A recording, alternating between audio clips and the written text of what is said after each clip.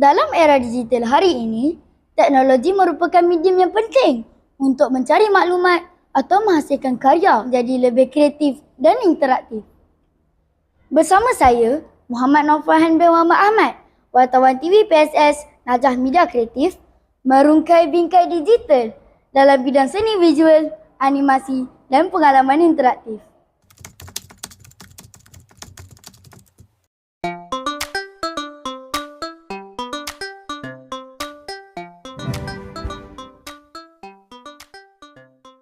Hai semua, sekarang saya berada di Balai Seni Negara untuk melihat sendiri penggunaan teknologi digital dalam penghasilan karya seni visual.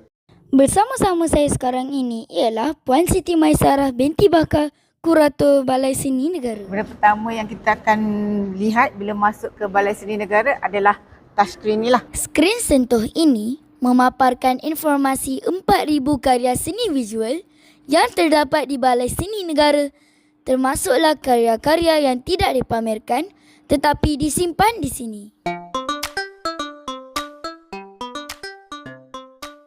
Puan, boleh Puan terangkan sedikit tentang pameran digital yang ada di Balai Seni Negara ini? Dekat Balai Seni Negara sedang berlangsung pameran imersif yang bertajuk Merungkai Bingkai yang sebenarnya yang kita lihat dekat depan ni sekarang.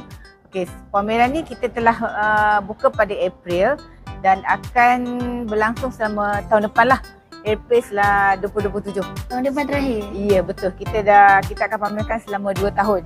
Okay, yang sekarang ni, yang mana Naufal tengok sekarang ni dekat luar ni adalah sebuah lukisan daripada Mastura. Dia sebenarnya sebuah lukisan dan kita keluarkan jadi bentuk 2D, kita jadikan sebuah rumah.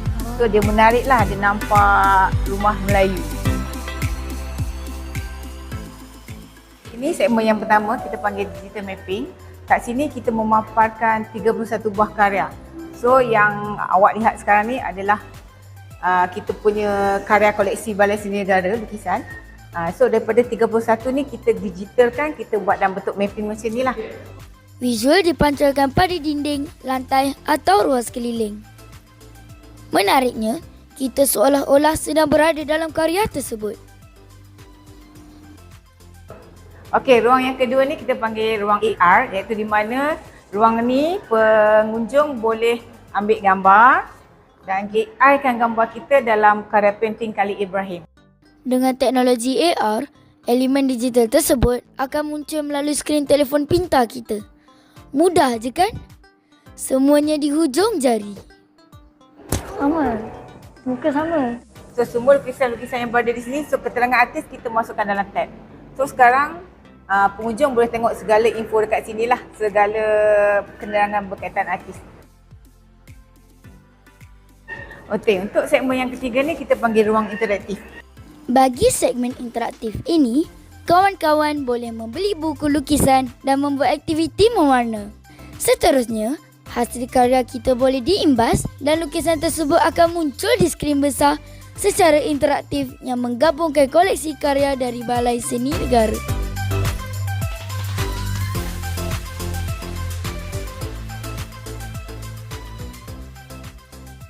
Jom kawan-kawan, kita cuba lagi satu.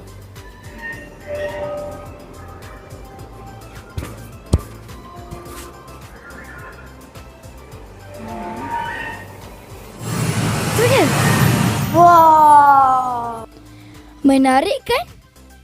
Kawan-kawan datanglah dan cuba sendiri.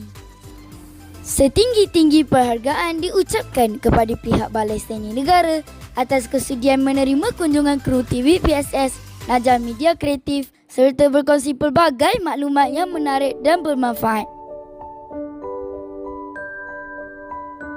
Demikian tadi paparan yang telah disediakan. Semoga kita dapat menggunakan teknologi dengan bijak untuk menimba ilmu, berkarya dan mencipta masa depan yang lebih baik. #ilmu di hati, teknologi memperkasa generasi. Sekian daripada saya, Muhammad Naufahan bin Muhammad Ahmad, wartawan TV PSS Najah Media Kreatif.